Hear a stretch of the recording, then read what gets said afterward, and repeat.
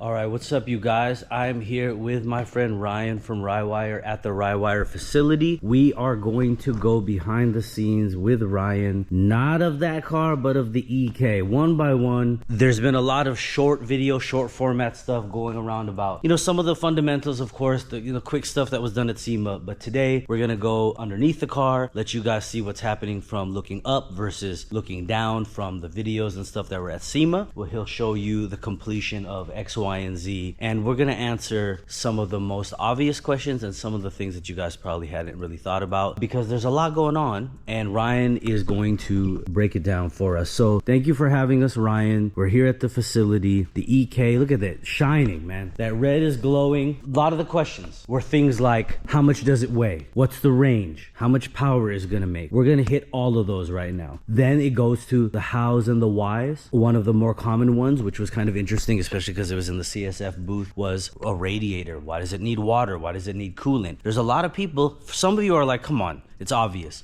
It's not obvious to a lot of people, so we're gonna really kind of get into that. But first, let's do a walk around of the chassis. Milano red, fresh, right? Spoons, spoon brakes, wrench mob front rotor setup, exceed lip. Okay, I apologize, I'm over here. This is Ryan's car, but these are the things that I just happen to remember. So anyway, Ryan, and then let's go with the aero, the moldings, everything you did to make it look outwardly as beautiful as it is. All right, so Milano red paint. It was actually a side swiped car that had like all three panels just barely scratched. Okay. It was a salvage car. I bought it off of a auction site. It was not too terribly expensive, but I probably did technically overpay. Okay. It was like a couple years ago, so COVID time had prices were kind of high. Let's start from the front. I used a brand new Honda front bumper cover because I figured, why try to restore something when in reality it's gonna probably cost more at the body shop? You may as well just, buy a brand new one if you could get it, right? So I used factory Honda plugs, factory front bumper, brand new. This is the 99 to 2000 Civic front bumper, factory USA model, Exceed front lip, Civic Type R grille. My buddy Yasu from Exceed actually sent me brand new in the box front grille, which was really cool. Very cool. He had some that he was like saving from Japan. So, and then Steve at HMO hooked me up with the Civic Type R black housing headlights. That worked out nice. I got brand new hood squirters. I got, another hood from Steve as well, because mine was kind of it was all scratched up and had gouges in it and stuff. So I just decided to basically everything that was in the best condition I could find. He also gave me a fender from HMO, and then I bought a brand new fender on the other side from Honda because it was still available. These are the European VVTi mirrors. And I chose these because they're left-hand drive and they look like the Civic Type R, but they're just a left-hand drive version of the Civic Type R. I also got some thin side moldings, and then we did the keyhole, like basically the rear door handle from a four-door. Yep. And then that just kind of cleaned it up. I didn't feel like I needed a key on this side, so it was kind of nice to just have a keyless door handle. Factory side skirts just painted, and if you notice, all the trims are painted, and that's for the Civic Type R look. So I definitely wanted it to look full Civic Type R as much as possible on the outside. Yeah, all brand new trims and moldings. So everything that you see here, if I could get it, my hands on it, I got it. Brand new, brand new, brand new, brand new, everything. I mean, even to the gutters up top. I tried my best to restore or buy brand new everything I could. On the back, these are actually just the factory 99 Civic CX taillights. I didn't feel like I needed to change those out. This is also a CX, so it doesn't have the wiper, and that's really clean, and I didn't feel like I needed to change that out. Yep. We had to restore this molding. This molding was not available from Honda. I couldn't find it online. Okay, so this is one of the only ones in the entire car you couldn't find brand new. Mitchell was able to, from Technique Detail, yeah, he actually cleaned this up really nice, spent a little time on it. This is an Exceed wing. It's basically just a Civic Type R wing kind of accentuated, right? Yeah. So it's pretty cool. Brand new Honda emblem, just USA style, keep it simple. Painted license plate trim to keep it that Civic Type R look. I couldn't find a brand new bumper, so we actually had to rehab this one, but it looks good. This car was originally red, but then Milano, I just decided to change it slightly and give it that Type R color. And then the Civic Type R rear lip was actually a VVTi one. Okay. It was cheaper than a JDM one. So Interesting. And they're the same thing. So. Yeah. I mean, that's pretty much the outside of the car. Obviously, we have the Regamaster wheels, which are, kind of homage to Spoon. That's why I didn't put the stickers on them. They're not actually spoon wheels. Okay, they're Regas. They're Regas. Got those from ICB, and then I did a little, 5-lug conversion and stuff. So the 5-lug was pretty cool. We can get into the whole rear trailing arm setup from S1 built later, but they offer that package in a 4-lug or a 5-lug. So I needed that anyway. So I was able to go 5-lug the easy way, kind of. And then on the front, I was able to go 5-lug CRV upright knuckle. Okay. And then so that was kind of my hack.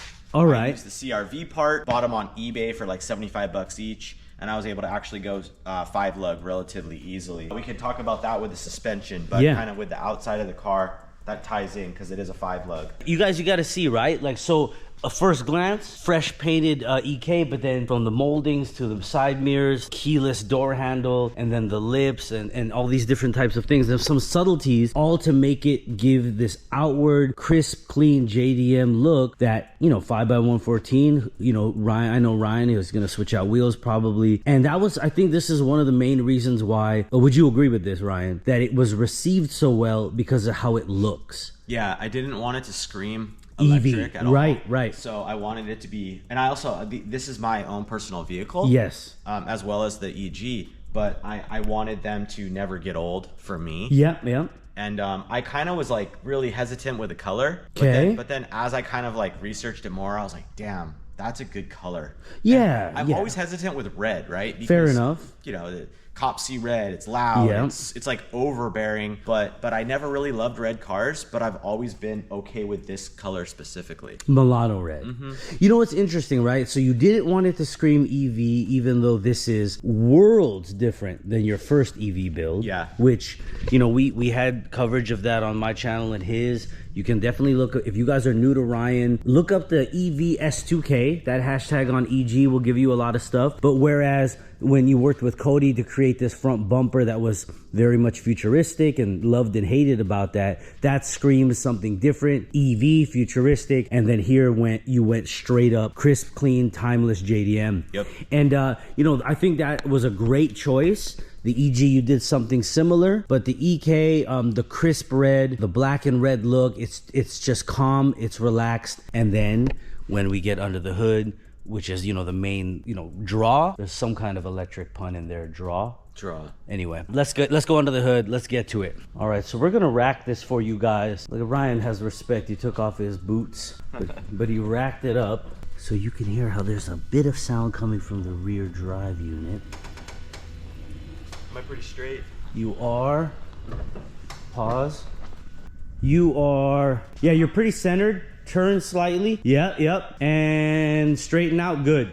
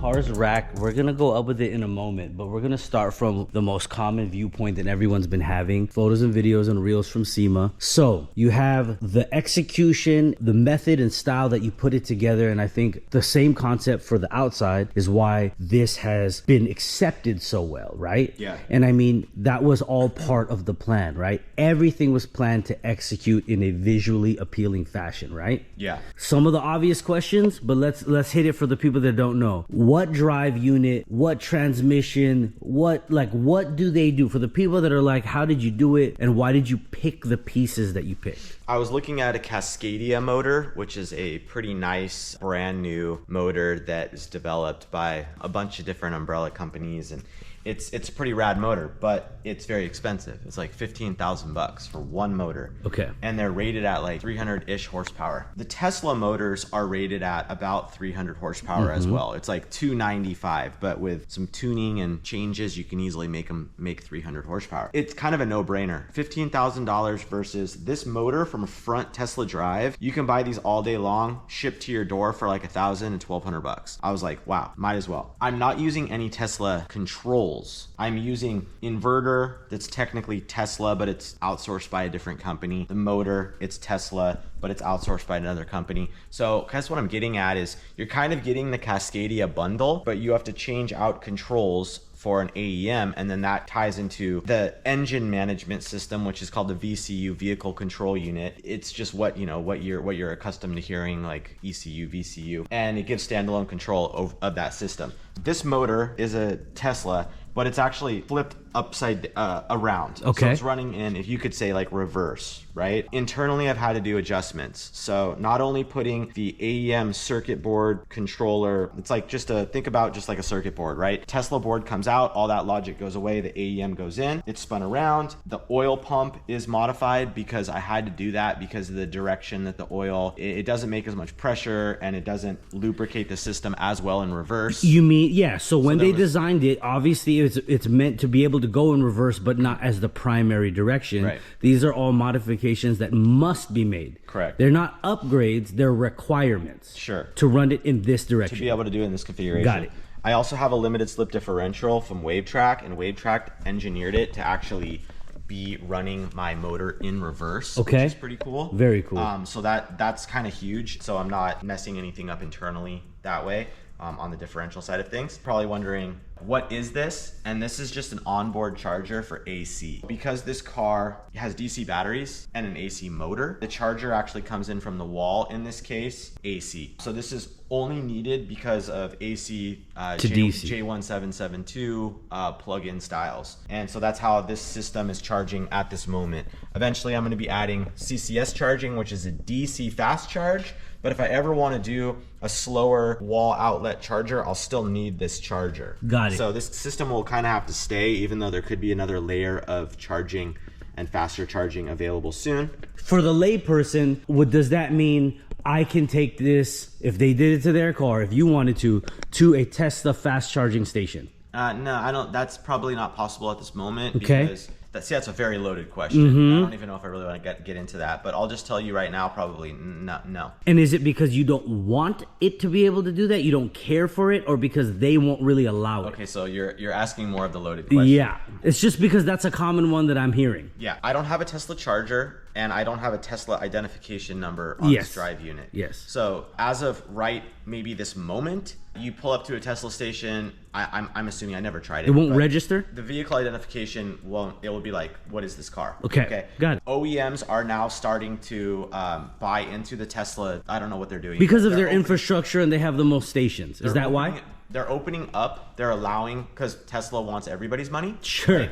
Right? So then you can bring this Ford Mach-E to a Tesla station soon, if not current, depending on the date. It's changing all the time. Sure. That can technically charge at a station because they're loading all the vehicle number identifications up. The easy answer is absolutely not. I 100% cannot charge at a Tesla station, but I can charge at all those other brand ones. Sure. That was a very, very big question. And the other practical format is, the one question I heard the most thus far is, how long does it take to charge this setup? It's easy to just do the math. This is an 8.8 kilowatt an hour charger. I have an 85 kilowatt battery pack. So you could do the math on that. You charge from 20% to 80%. So then take off that 40% of that window, and then that, I don't know, like 4 or 5 hours or something, something like that to charge. But this is a massive battery pack. Sure. So that should lead into your next question. What's the range and what does the car weigh? Yeah, I mean, those are the ones that most of you guys have DM'd about, commented about. And so we really wanted to address some of those things. The the 4 or 5 hours, so plug in at home or wherever you have it set up, easy peasy. So that helps to people to understand that. We're gonna show you guys how many batteries there are so that makes some kind of like practical sense. It isn't just like, oh, there's a battery there, 4 or 5 hours. There's a lot of batteries in this to give it the range, which is around what, 380? Yeah, probably like 380 is something that's realistic. The weight of the car and the aerodynamics of the car is going to play a factor. But you know, I think that the 85 kilowatt Tesla is rated for over 300. It's a much heavier car, maybe arguably more or less aerodynamic. I'm not 100% sure on that. And then the weight of this vehicle, I weighed it at 3,375 pounds, which is 100% the heaviest EK in the world. That's my joke. I don't know if it's true, but it probably is. But it's also the lightest 85 kilowatt dual motor EK in the world. There it is. There it is. So heaviest EK, lightest dual motor EV EK, which might be the only one, but nonetheless. Okay, for people who are trying to get an understanding, we got a 4 or 5 hour charge time. You have about a 380-ish mile range. And then of course the power. This is an all-wheel drive setup. We'll show you guys the suspension momentarily. I would like to do DC fast charge soon enough. I'm kind of waiting on AEM's control on that versus buying other systems. So I'm gonna wait to see what AEM can do. I'm not in a huge panic rush. Sure. I mean, I feel like I'm kind of leading the charge. Leading the charge on this one. So I don't really care. Like, I got a charger at the shop. I got a charger at my house. I don't need to charge to 100%. For now, I'm fine. But you know, with an 85 kilowatt pack, I have massive range. But I'd love to have DC fast charge. It's something I want to do, and it'll come. And then with all of that being said, the one thing everyone wants to know is how much horsepower does this setup make? Since this is a single motor in the front, but then we hasn't talked about the dual motor in the back. They're literally like the same in different packaging, and they're 300 horsepower each. That's my projection. So you're looking at 600 horsepower. And that's 600 horsepower all-wheel drive. Correct. And do you have the ability to bias it to be, hey, I want to be front wheel, hey, I want to be rear wheel, or I want to be 60-40, 70-30? Yep, it's just a torque request in the motor tables on the AEM. Now, you guys have to admit, right, that's pretty damn cool. He can run it as a rear wheel drive and experience what that feels like to get pushed forward, go back to front wheel the way the cars came, or go all wheel. So, and you could do a bias percentage, so you could have like 10% motor request in the front. Yes. You have 100% in the back. Yeah. I want to try to do some like drifting kind of things with that, so I would turn the front motor bias torque request way down. Way down, and then I'd turn the rear all the way up. And then I should be able to do some cool stuff with that. Also, if you wanted to, you can run the rear motor in reverse, and you can run the front motor in forward. And try to pull your car apart? Yeah. Do like burnouts. I mean, I'm just saying, like, they're just possibility. Use your creativity with the things that are possible with it. So that's pretty cool. For the people that have absolutely zero idea, that's a lot of questions. What is going on with the brake setup?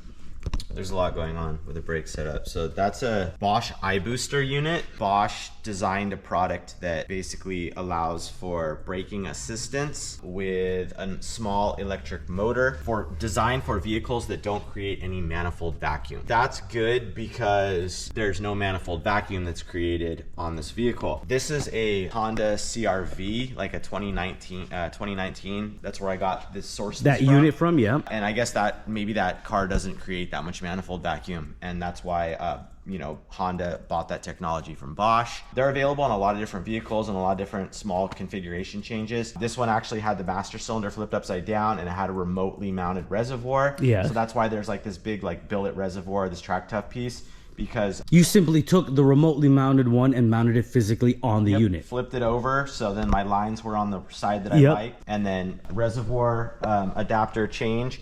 But I like this because this is a Honda bolt flange unit, so it kind of goes straight into the firewall. Yes. So that's kind of a nice thing about it. That's the Bosch iBooster. So Bosch, of course, massive company, makes massive amounts of components. This particular setup or versions of it is pretty much being used now in most OE. A lot of OE newer cars. It's kind of like from distributor to coil on plug. We went from vacuum assisted boosters to now electronic. Yeah, well, it's just assisted because if there's no manifold vacuum, it's hard to get a consistent brake. Well, right, but do you feel like that's kind of going to become the norm? Or do you think that as long as electric vehicle, as long as combustion engines are creating vacuum, not all cars might even switch to this. Right. So it sort of depends. But like for the people wondering, if you have a total K swap, a B, an H, where you have the normal vacuum system, can you run that? Yeah. You absolutely can, right? And if you have an ITB car that doesn't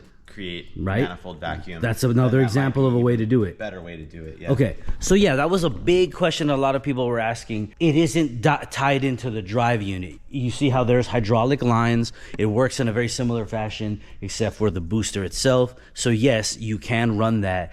And we/me predict that that's going to become like a new thing in a lot of cars. I think it is. Yeah, it's just expensive. Yeah, I think it is. Consistency of brake modulation is never a bad thing. Right. Turbocharged cars on track. Yep. ITB cars on the street. Yep. Yeah, everything in between. Okay, so that was a very high numbered question. And then another one, we talked about cooling, but I mean, it's obvious when you have anything that generates heat, you need a heat exchange. Right.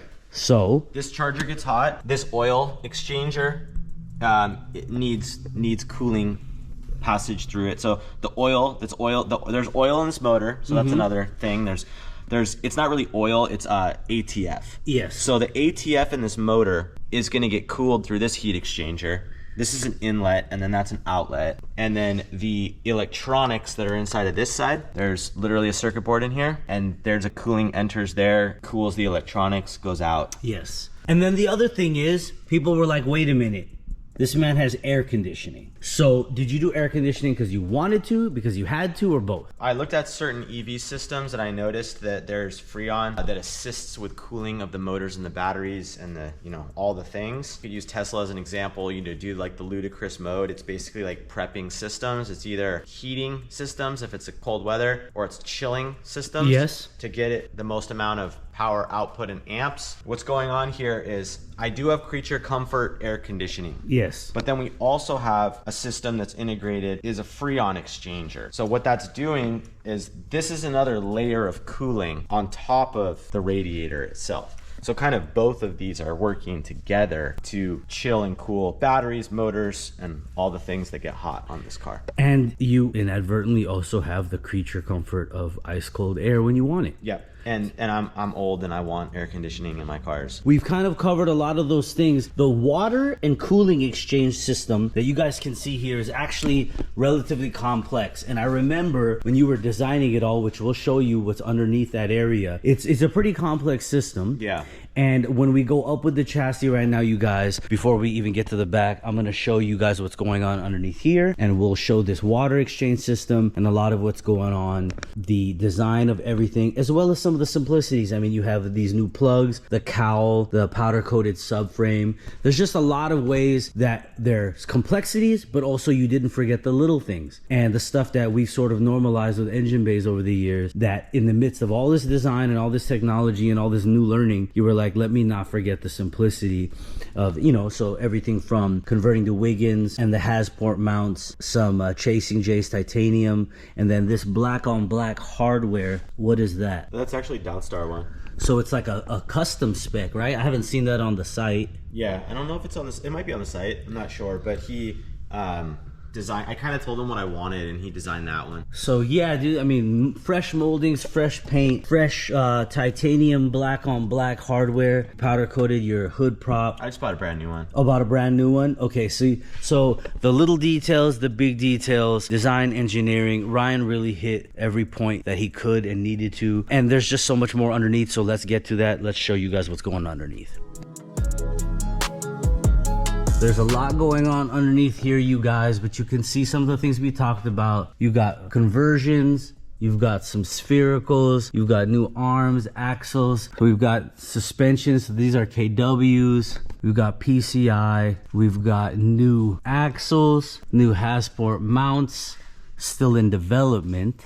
Yep. The bottom of the drive unit, AC system, CSF radiator, Ryan's conversions to Wiggins, and then we get to this area right here, the complexity of the water. I know I have pictures from before that I can throw on here that show that without his cover. You guys can see inlets and outlets, brakes. Back of the rotor. You can see the Rotor back hat. of this rotor and That's hat actually setup. Jaren's first one. Okay. Shout out to the wrench mob brake setup. Okay, so these are drive shaft shop axles. drive shaft shop made him these axles to fit this setup. And then eventually, hopefully, just developing and fine tuning them, and then we'll have that like length available potentially as well. Did you do anything and DSS different? made us intermediate shaft. Oh, too, nice. Which is super cool. Very, it's a really nice intermediate shaft. Did you do anything differently with your rack and pinion? I just simplified it by taking a power rack and making it a manual rack. Yeah. Depowering it. Yeah. On this one, yeah, that's all that was done. It's just depowered. Yeah, you can see that this is my battery cooling that's not hooked up at the moment. Basically overcomplicate things. Yeah. At this very moment, I want to kind of like see what the battery temps actually get to during like charging and discharging. To see if it's even needed. Yeah. Okay. And then I can literally like route this line and hook everything up and, you know, bleed the system again. I'm learning and going through things still. So it's like, why plumb that whole battery system like right now and connect everything up when I don't need it at the moment because I'm not even full power on my system yet. Yeah. So like I'm still like tuning up to that number. It's like when you have a turbo car and you're at like wastegate pressure, right? Yeah, you can go up to 60 psi or whatever, 20 psi. But you don't just put it at 20 psi. You go to wastegate pressure. You go, did everything, you know, how did it tune up? Did anything break? Yeah. You know, and then you just continue to work up to that number. I'm still in that phase of, you know, I haven't thrown 600 horsepower at it yet.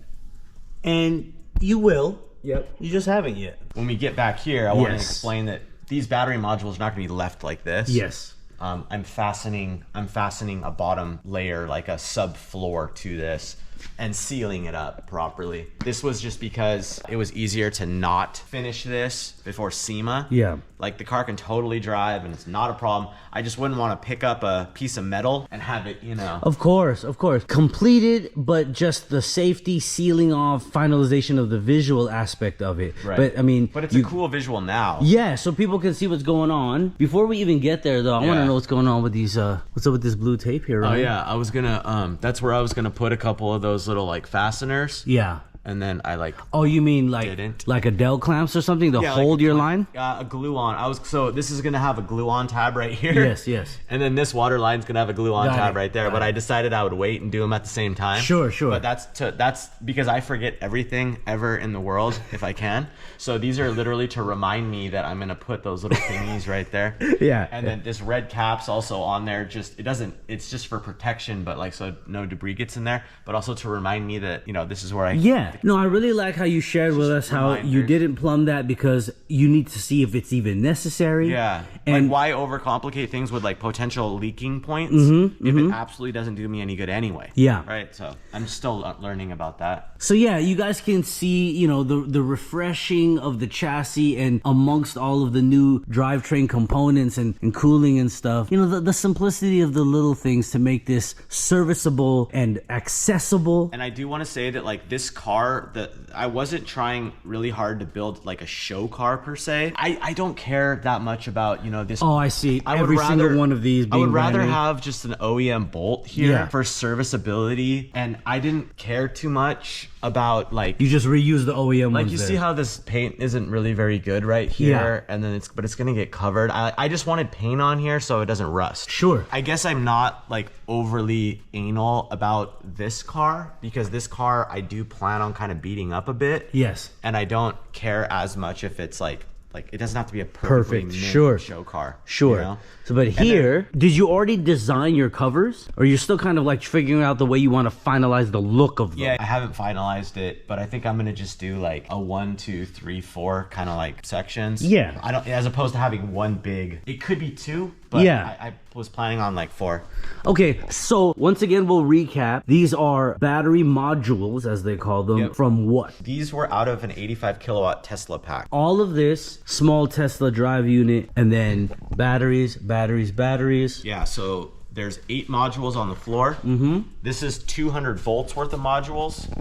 And then there's another 200 volts worth of modules. There's 5 modules vertically stacked here, and then 3 more above the motor, which we haven't looked at yet. Yes. But there's another one of these like CNC enclosures. Yes. Which I will show you guys that from the hatch looking down. Yeah. And like, you know, this isn't powder coated. It's not really rusting. I kind of like it raw. Pause. When I go back through this and I wanted to talk about maybe doing some like straight cut gears or something for these motors. Okay. I may end up powder coating this subframe. Okay. But I guess we're back here so we can kind of talk about. Yeah, but I mean, so you have your cradle, you have the larger Tesla drive unit. So Well, it's not larger. They're the same size. They're different packaging, but they're the same size. Okay, got it. And then to do the all-wheel drive setup, it goes back to some of the suspension dynamics don't change. So that's why you're able to use the S1 built setup. Yeah, so this is the S1 built trailing arm. So we've got S1 built setup here, and then the trailing arm. You've got your knuckle. Are these drive shaft axles as well? Yeah, these are DSS axles. And then we got the S1 built makes this little offset piece. Yeah. And I got the measurement for the threads and got with KW, and I actually drop shipped them from S1 built to KW. KW was actually able to send me that whole thing put together. Nice. So it was kind of a combination of the S1 built stuff and then the KW kind of to make this rear suspension happen. Very, very cool. Yeah, there's not a lot of clearance on the boots, but there's something I'm going to do to adjust that and get a little bit more clearance, which will be easy. So same side, they're identical left to right, and then you have your drive unit, DSS axles connecting it. The geometry of all that is all of the EK guys who've done all-wheel, this is all going to look very familiar to them from this vicinity. Yeah, pretty standard. That part is pretty, you didn't have to re-engineer or come up with anything there. No, because they already did all that engineering. And then you just have axles that connect to, instead of your CRV diff and, you know, viscous coupler, etc. Instead of that, you have this. And then that's just another Tesla drive. This is actually a small rear. Okay. Whereas the front, this one's a small rear. But they're the exact same electronics. They're the same motor. Everything is the same. Yes. Because when I opened up both, they were identical, just in a different casing, if you will. Yes. So that's really the only like massive change. This subframe I designed with Eimer Engineering, and we had the CAD file. I could easily cut another one of these. If somebody wanted to order one. If somebody needed or wanted something like this would be pretty easy. Not necessarily for like a Civic per se. Sure. But it could. Obviously, it could be for other applications as well. All right, so there you guys have a look at it from the bottom side. Walk us through what we have going on here. That's a water pump with some and then some blue tape that just should be taken off. Okay. It's a water pump, and then that's my main water pump at the moment. It's adorable. And then there's another water pump in the front. The front's not turned on at the moment. It's plumbed, but not turned on, just because I haven't implemented the battery cooling yet. And then this rear pump seems to be all I really need right now, so no reason to overcomplicate. Has that been a difficult thing for you in your life, Ryan, having a hard time turning things on? Arguably. I'm so sorry, guys. Okay, but you guys see Ryan and Eimer, this cradle setup, S1 built for the all-wheel drive, DSS axles. If you guys are really serious, they can make this one for you. And then there's another WaveTrack LSD in here. Second WaveTrack LSD in there. We can go over there in a moment. Ryan is helping WaveTrack to make sure these things are perfect for these transmissions. But you know, you have this fresh red paint, and then you get underneath here, and as you start to go down, like maybe from the rear of the car, you're behind it, you're like, wait a minute. And you'll see just enough of that to be like, what the hell is going on? And then, of course, you guys get to see this before it's covered. Back down with the chassis and show what Ryan was just talking about from what it looks like on the top side of the car on this. And you guys will see the wiring, and you'll see the unit that he was talking about to provide the power that this car needs. Here, flat bottom EK, world's heaviest first flat all-wheel. There's a whole lot of things going on with this, but I love it, Ryan, especially because, you know, a lot of these things, guys, I got to see and hear him talk about just from here years ago to now as his friend coming to fruition. The SEMA, you know, wave has been wild, and we wanted to make this video to give you guys an in-depth overview. And then when it comes down to a lot of the very, very specific technicalities, everything from gearing in the transmission, the wave track diff, the batteries, the modules, the charging, the wiring, the hows and the whys, Ryan is gonna break down each of the cars for you on his channel in a very, very technical fashion. This is just hitting the points of the build in a general yet detailed way. The subsystems and how he did it and why he did it the way he did it, he's gonna break down for you on his channel. Okay, so Ryan, let's bring the car back down. We're gonna show people what's going on from the top. No pause. Like we talked about, Ryan's gonna walk us through what is going on up here. You got your standard cargo cover. Cargo cover still kind of in place. Yeah. This is a battery box, but it's also a contactor box. 3 modules live in this box up here, and then there's kind of a void for a 4th module, and that's where I put all my contactors. Inside of there you have a bunch of contactors, which are basically relays, like big relays for higher voltage switching. There's also some relays for pre-charge, and then there's some resistors for pre-charge, because you don't want to hit 400 volts directly onto those contactors. They'll get pissed off and like locked together. So you need to like ramp in the charge. So a resistor just builds voltage steady. It kind of just like eases on voltage, and it doesn't just go latch. For someone wondering, what would happen if it hit 400 and they would get pissed off? What would that mean? It means it would fuse together and it wouldn't be able to disconnect. Fuse as in literally? Like a main relay? No, like the poles on the switch would just not be able to unclick themselves. At all. Right, so it would be like still on. Fair enough, which is all bad. You want to be able to turn it off. Yeah. Yeah, that's what I'm getting at is there's contactors in there. There's pre-charge resistors. There's a bunch of bus bars that I catted, all these little bus bars, and to be able to connect everything together. There's an isolation monitoring device. Basically makes it so it tells my system there's not high voltage and low voltage connected. Okay. So that's important. There's also a IVTS, which is a current sensor. So there's a sensor in there that gives me my current data and how much current is actually flowing through the wires. We don't mean chronologically current. Current flow through the wire. If that was funny, let me know in the comments. If that was not funny and you'd like me to stop interrupting, let me know in the comments. Okay, let's see what else is in there. There's a BMS, so that's the battery management system. Yep, AEM makes that as well, right? Yeah, AEM makes the modules and masters and satellite modules to be able to like connect everything. There's also my communications stuff for my J1772 charger port, which is in that gas door. There's a bunch of low voltage wiring going to it. You can see there's an orange cable here. This is high voltage for some stuff to, you know, just like for creature comfort cabin heat. There's the air conditioning, the charger, and then a water heater, which is like if the batteries need more temp, if it's too cold, then I can't turn on. The VCU will then turn on. It has a sensor and will do it automatically. It'll just do it. Like if you decided to just up and move RYWIRE to Wisconsin, it would need that. Right. Okay. So that's all implemented, and that's all wired into this, this mil spec going into the contactor box. And then this is low voltage. There's like CAN bus wires and trigger wires and stuff going into the contactor box. And then this one is for the motor stuff below. Some of the wiring that we saw, like the water pump, and there's a bunch of expansion. I put like some PDM outputs so I can put, if I need to implement like a speaker for like reversing or something, if I have to put that in, I can put that in easy. These are all water lines and stuff that are all pre-laid out to cool. I want to fall back on that real quick. A speaker for reversing. Do you mean to emulate the sounds that a lot of the EVs have, that like aura humming kind of thing that they do when they're running? Or do you mean something atypical, like your voice saying, hey, I'm reversing? Could you do that? Yeah, sure. Would you do that? I don't know. Okay. I mean, you know how in Japan they have... Yes, I was about to ask you, would you have the Japanese lady saying it? Easily do that. Yeah. Take 2 seconds to do that. Okay, in the comments, do you want to hear a Japanese lady in Japanese saying I'm reversing and how they do it there in that style? Do you want it to be like some like oh sound, or do you want it to be like Ryan being like, hey, I'm backing up, hey, I'm backing up? What do you guys want?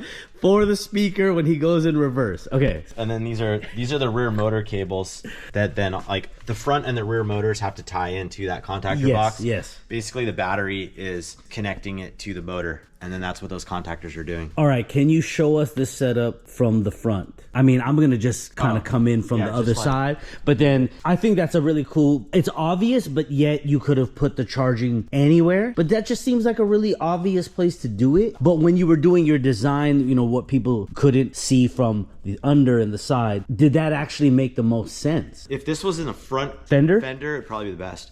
Ooh. Because my charger's in the front of the car. Hey. It would cut down on cable length. What if he, on another build, shaved this, right, guys? Or took the OEM Honda fuel door and just grafted it into the fender? Yeah, that would be crazy. Well, a lot more work. But can you guys imagine? We recognize this, and imagine if that was like right here. People would be like, yo, there's a fuel door on your fender. Yeah. That'd be kind of crazy, but it would be nice. Cool. Because then the cable length would be cut down and it would just come straight to. Oh, dude, that would be this much cable instead of 11 feet long. I think that the amount of like eye fuckery when we're all staring at the fuel door that we all recognize from a Honda, and it was just like on the fender, that'd be crazy. But anyway, I just don't know how intrusive it would be in the back of it, because you know, you need space, that body line, and it would be like here, and then that's like right where the hinges are. I don't know. No, I know, we'll look at that in a moment, but as you guys can see here, we're gonna go past this. Bam. You guys see what's going on here? And then you see that switch in the center? That isolates my high voltage to my contactor box, but then it also splits my pack into two different safer levels for servicing. Okay, now so like to 200 volts each. So it's basically like a mid-pack split. Yeah. So if you're servicing the car and you do have to like touch systems, you know, with gloves, obviously, it would just be it would be 200 volts that could potentially shock you. Yeah. Versus 400. Okay. So a little safer is always a little bit better. All right. For the people that just have never needed to study electrical engineering, or you're kind of past fundamentals, right? AC, DC, we all know our car is the 12 volt car, but 12 volt what? And how does that compare to 2, 4, 7, 900 that you have potentially killing you here? 12 volts DC is what our batteries run at, and then these are 400 volt DC, and it's the same thing. DC is, I think, a little bit more, it's like a little scarier to deal with than AC. I think AC is a little bit safer. Anybody's ever been shocked with a 110 AC, it's not that bad. Like, I do it all the time. 400 volt DC would be an entirely different feel. Yeah, 400 volt DC. It depends on how you touched it, and like how, in a certain circumstance, you could just get shocked from it and maybe like be able to just shake it off. I actually never been shocked like really with 400 proper. Yeah. Maybe a little. I think the voltage had sagged a bunch, and I was stupid like on my other car. Yeah. And I like kind of had to just shake it off. It wasn't that bad. No, like I don't want to get hit with anything that's higher. And then now systems are up to 1,000 volts. Sure. So that's like super sketch. So okay, so you feel like you might have low key been hit, maybe not with 400, maybe like 200 or something. And you just shook it off. Yeah. What year is it, Ryan? I don't know. Okay, well then there it is. Okay, no, but anyway, all right. So you guys, we're gonna get to the interior setup, the cabin from the seat forward that Ryan sits in. Really amazing. I've shown you guys how it all lights up and things like that. But Ryan, go ahead and pop this fuel door. You guys can see what it looks like inside of there. All right, let's look at that. Let's check it out. Dang, it's like familiar, but it's like not though. Soft open. Soft open, like you should start at a restaurant. Look at that plate there, hardware, looks OEM-ish. Look at this, guys. Bam. You got the door, everything looks all normal. Open it up. Nicely done, Ryan. Nicely done. Yeah. Nicely done. Okay, I geek out on the little things. Let's check the interior out. Well, the interior from the seats forward. All right, so let's go into the interior, you guys. So we've got the OG Recaros, we got the side mounts, new floor mats, new carpet. Of course, when it comes to your driving experience. So Ryan, what made you decide to go with this particular boot, shifter, keypad, just all of the things from OE-esque to futuristic? Well, because I could I thought it'd be really cool to have like a handbrake in the car. So that's not a shifter, it's a handbrake. Chase Bay's unit. I've known Chase for a long time, and it was cool to just be able to, you know, use some of his products. And then incorporating, I was like, you know what? There's a type, like the Type R boot. Yes. Could just go over this, and it secures to it. So I'm like, it's kind of cool. And it kind of makes it look a little less obtrusive. Right, and more familiar. I'm trying to keep familiarity here as much as possible. Yes. You know, paddle shifters are familiar. I mean, so it was a joke about this being the shifter because that's actually shifting. Right. But people kind of automatically presume this is like kind of like a race shifter or e-brake cable, which you might end up setting up that way. Yeah. And then this is just a bias knob that's kind of hidden in there, just a Willwood, like, you know, adjuster, essentially. Get rear bias. These are like the AEM off-the-shelf controls. These buttons can totally change, but at this moment, this is how it's set up. Yep. This is a USB port for my, I have to put labels here. I haven't done that yet, but like this is PDM. Is that for your iPhone 12? No, it's for the PDM comms, and this is digital dash comms. And then we have, these are all CAN buses. So to get into my VCU, I use a little like dongle thing that connects Excuse to me, that. Ryan? Yeah, dongle, and then the dongle connects from that to my laptop. Is that actually the term? Yeah. That's like the official term. Yeah, that's not you being a dongle. A dongle, okay. And then heater and everything works, blower motor controls, all this works. I don't actually turn my air conditioning on with this AC button, but aside from that, this is all like factory. Yeah. That works as normal. Everything works kind of as normal. Digital dash from AEM with a little inlay just to clean it up. Yep. That does all my driver controls and charging info. This is a Zestec steering wheel as well as a Zestec button box. Yes. So this one's gonna have, I don't have all this set up yet, but I think for now, I want these paddles to be my regen modes. Okay. So the paddle up will be more regen, less regen, or whatever, right? Yeah. That's kind of what I'm thinking. Eventually, it'd be cool to do some like shifting simulation with it, where I power and give like gear reference like points. A driving, to emulate a manual driving experience. Right, kind of like how Hyundai does it. Yep, yep. That's kind of a thing for the future, but I'll just do like regen on the paddles for now. But the Zestec steering wheel is cool. It also has a quick release. So you can, even though it looks mad complex, you can still, and it has a little connector in here and there. So it's, dude, from FL5s, the FK8s, the A90 Supras, BMWs, there's starting to be more and more vehicles. Yeah, these are great. That were coming out. And then there's a couple companies, a lot of guys are running Zestec, but what I think is amazing is now you have a visually familiar steering wheel that we all kind of been, you know, running Momos or whatever and Sparkos for all these years. Yeah. But then you have this crazy futurism that with CAN bus wiring, almost anyone can now utilize if you're willing to spend the money. Yep. And so we're gonna give you guys the driving experience, but like not actually driving because we're inside the shop, but what Ryan experiences and what you can experience if and when you build a setup like this for your startup procedure. Okay, let me show it to you guys. Here I am. I'm in the Recaro. What are these, pole positions? No, they're SR. I'm larger than Ryan, and I'm still inside of the seat. This is your driving experience. Okay, so Ryan, I'm like, all right, Ryan, you take the EG and I'll drive the EK. That's not how that would actually work. How does somebody fire this up? So we got a key. Bam, you guys see it right there? Okay, boom. Turn the key like ignition 1. Yeah. Bam. Okay. So we got Zestec steering wheel light up, AEM cluster. And that's your key. You hear the water pump. You guys hear this? There's a water pump back there that, I don't know, I might turn that down a little bit so it doesn't need to be as strong right now, like full on. Yeah. I can change the PWM stuff. That first click is the negative contactor closing. So it's like latching, and then the AEM's like strategizing everything accordingly. Okay, you know, stage 1, it clicked, and then it knows it clicks, it knows it's on. And then you hit the ignition switch. It's yellow, and then it goes green, and then you hear the positive contactor click. Yep. So now like the motor's connected. You would then select reverse, neutral, drive, park, etc. So it is, if I were to hit drive, I could go.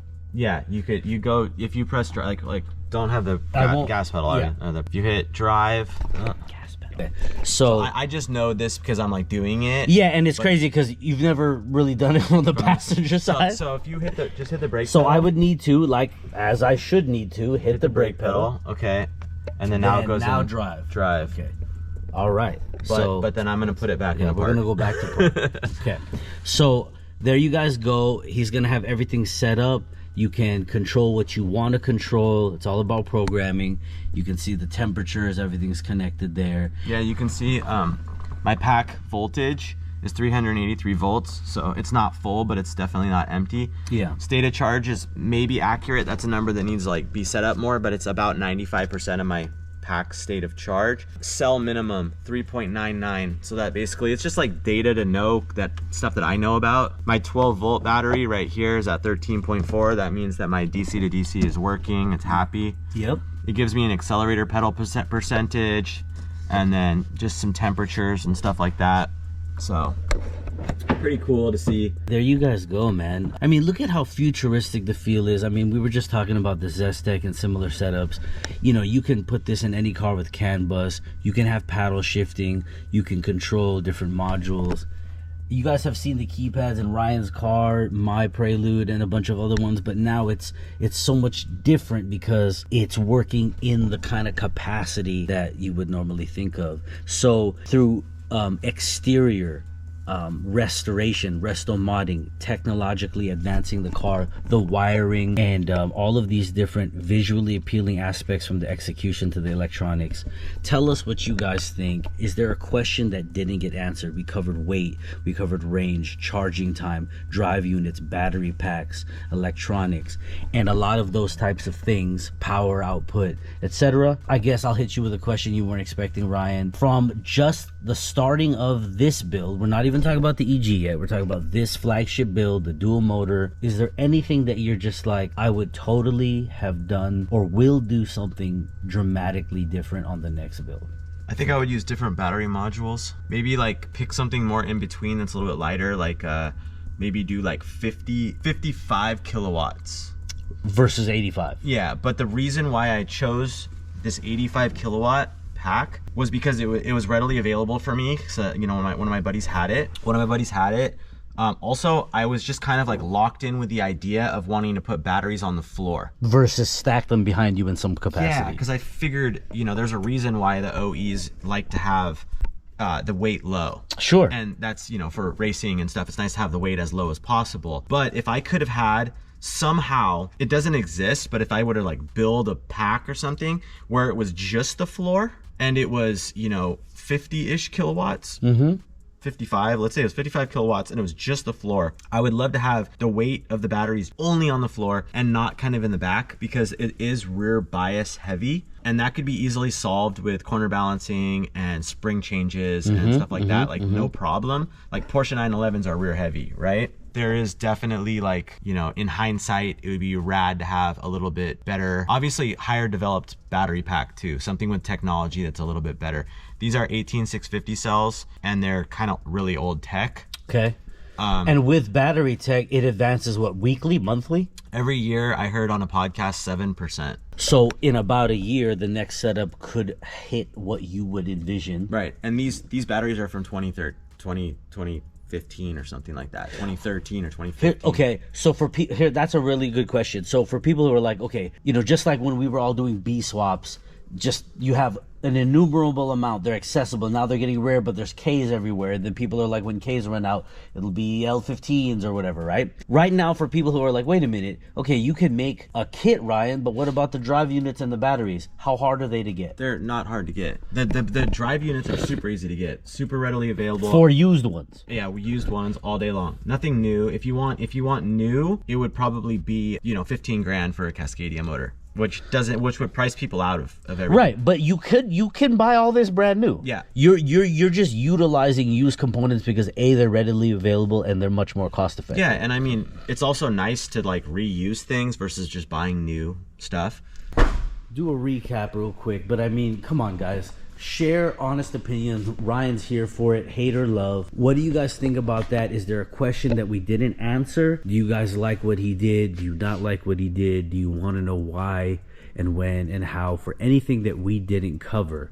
It's going to get way more technical for each system and subsystem on his channel, but I really wanted to go behind the scenes with him here at his facility and we'll get to the next episode on the white EG.